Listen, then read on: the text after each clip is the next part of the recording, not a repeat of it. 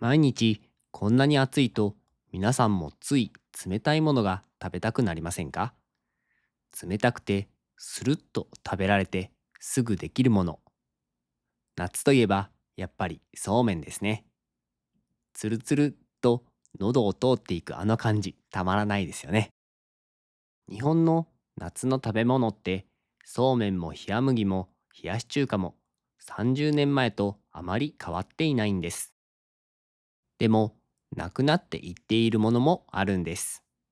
何がなくなったかわかりますか？皆さん、こんにちは、陽介です。今日も一緒に日本語の練習をしていきましょう。今日はもうあまりにも暑いので、夏の風物詩、冷たい麺の話をしたいと思います。まあ、知らなくても生きてはいけます。でも、知っておくと、スーパーの棚がちょっとだけ面白く見えるかもしれません。日本のスーパーだと、そうめんの隣に冷麦がよく並んでいるんです。この2つの違い、日本人でもそうめんの方が細いやつでしょくらいでちゃんと説明できる人は意外と少ないんです。実際、味も原料も作り方も今はほとんど同じなんです。で、じゃあ何が違うのかというと、これがなんと太さだけなんですよね。1.3ミリより細ければそうめん、1.7ミリを超えたらうどん、その間にあるのが冷麦です。たった0.1ミリの差で呼び名が変わっちゃうんですね。これ、お店が勝手に決めているんじゃなくて、国が決めた食品表示のルールなんです。そこを外れると、その名前では売れません。これは乾いた麺、いわゆる乾麺に限った話ではあるんですけどね。ちなみにこの太さのルールにそもそも入らない麺もあるんです。それがきしめん。きしめんはうどんをぺったんこに潰したような平たい麺です。幅は広いのに厚さは1ミリくらいしかありません。だから太さじゃなくて平たい麺っていう別のルールで見るんですね。薄い分すぐゆだるし、つゆの味もよく染みます。これがまた名古屋の名物なんですよ。名古屋駅の新幹線のホームに住吉っていう立ち食いのお店があって、電車を待つ間にさっと書き込む。このホームで食べるきしめんがちょっとした名物になっているんです。もし立ち寄る機会があれば、ぜひ食べてみてください。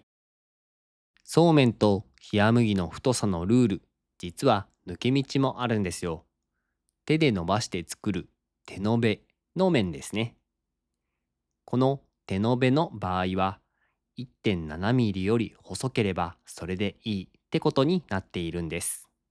だからそうめんと名乗ってもいいし、冷麦と名乗ってもいい。同じ太さの同じ麺なのに名前を選べちゃうんですね。で、この2つ、スーパーで並んでいるのをよく見るとすぐ気づくことがあるんです。冷麦の束の中にピンクとか緑の麺が何本か混ざっていることがあるんです。あれ、何のために入っていると思いますか？実はあれ、そうめんと区別するためなんです。乾麺の団体もメーカーさんもそう説明しています。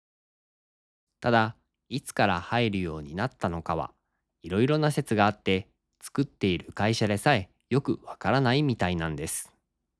この区別、昔からあったのかというとそうでもないんですね。もともとは作り方からして違ったと言われています。そうめんは生地を伸ばして細くする麺。冷麦はうどんの生地を切って細くする麺です。だから、冷麦の元の名前は切り麦と言われていました。600年くらい前の本にこう書いてあるんです。そうめんは温かく、切り麦は冷たく。そう、今とは逆なんですよね。そうめんってもともとは温かい食べ物だったんです。その名残は今でもちゃんと残っています。名残というのは昔のものが少しだけ残っていることですね。乳麺って聞いたことありますか？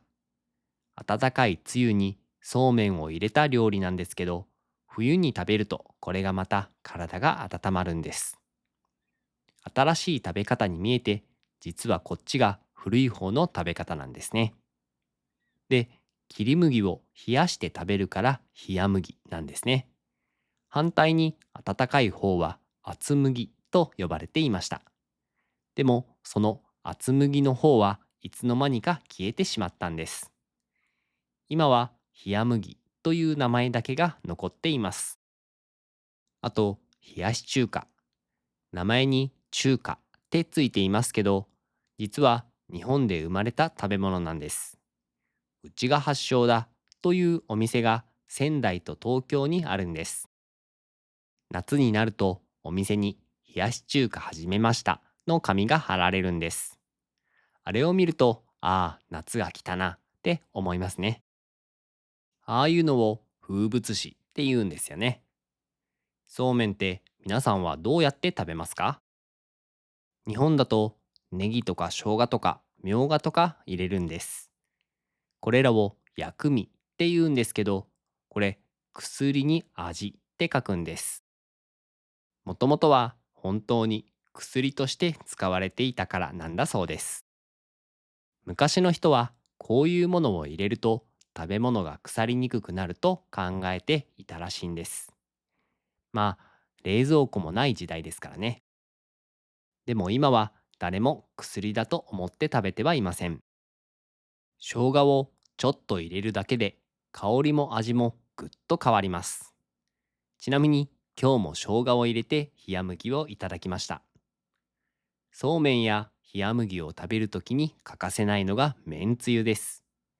白い糸のようなそうめんをめんつゆにつけて食べるのが美味しいんですよね。皆さんはお家でそうめんを食べるとき、めんつゆって作りますか？それとも買う派ですか？私はもう完全に買う派です。買ってきたペットボトルのめんつゆを水で割るだけです。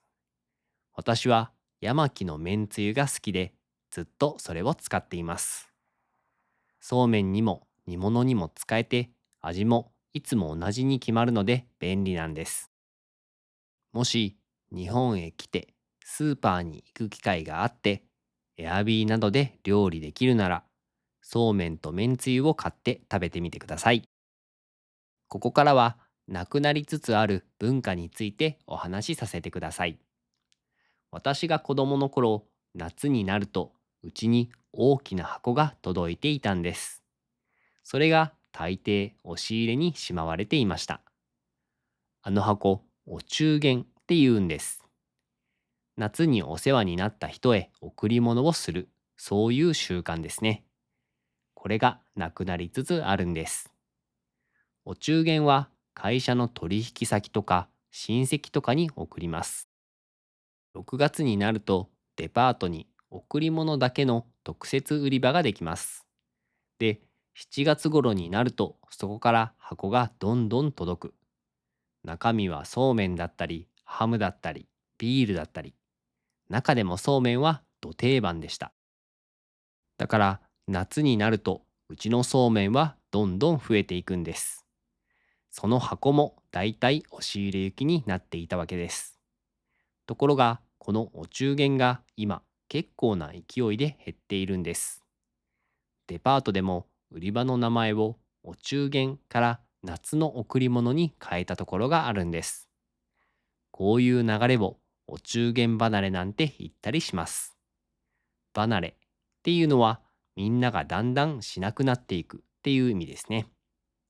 理由は多分一つじゃありません。会社同士の付き合い方も変わりました。昔ほど家に人が来ることもなくなりました。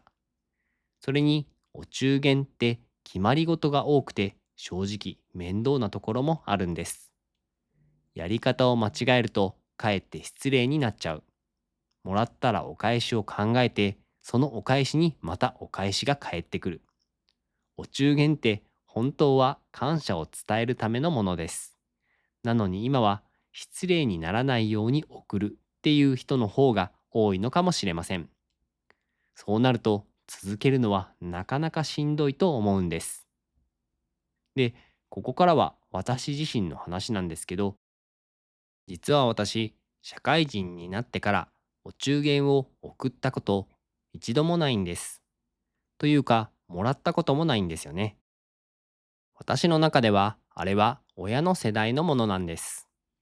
多分、私の世代は同じような感覚の人が多いんじゃないかと思います。ある調査だと、一度も送ったことがないっていう人が44%くらいいるそうなんです。2025年に全国の550人くらいに聞いた調査ですね。だいたい10人に4人ですね。ただ、贈り物そのものは別に減っていません。プレゼントを贈る市場って全部合わせると11兆円を超えていて、今も少しずつ伸びているそうなんです。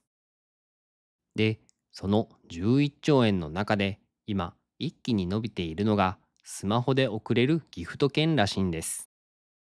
お礼やお祝いも全部入れた数字ですけど、2025年で6450億円、1年で3割近く増えて、お中元の市場よりもう大きいんです。つまり日本人は送るのをやめたわけじゃないんですね。義理で送るのをやめただけ。誕生日にはプレゼントを送るし、旅行に行けばお土産だって買います。でも、7月だからっていう理由だけではもう送らなくなった。とはいえ、お中元がゼロになったわけでもないんですよね。まだ5800億円くらいの市場があって結構な金額です。消えたんじゃなくて、みんながやる行事ではなくなったということなんですね。贈り物をする人はまだちゃんといます。遠くにいる人同士が贈り物を贈り合って日頃の感謝を伝えるいい文化ですもんね。皆さんの国でいつの間にかみんながしなくなってしまった習慣は何ですか？夏の贈り物でも季節の挨拶でもいいです。よかったらコメントで教えてください。こんな感じで日本の暮らしのことを優しい日本語で毎週一つお届けしています。今日の話が面白かったら高評価とチャンネル登録をよろしくお願いします。日本はまだまだ暑い日が続きます。皆さんもそうめんでも食べてなんとか乗り切ってくださいね。それではまた次回の動画でお会いしましょう。バイバイ。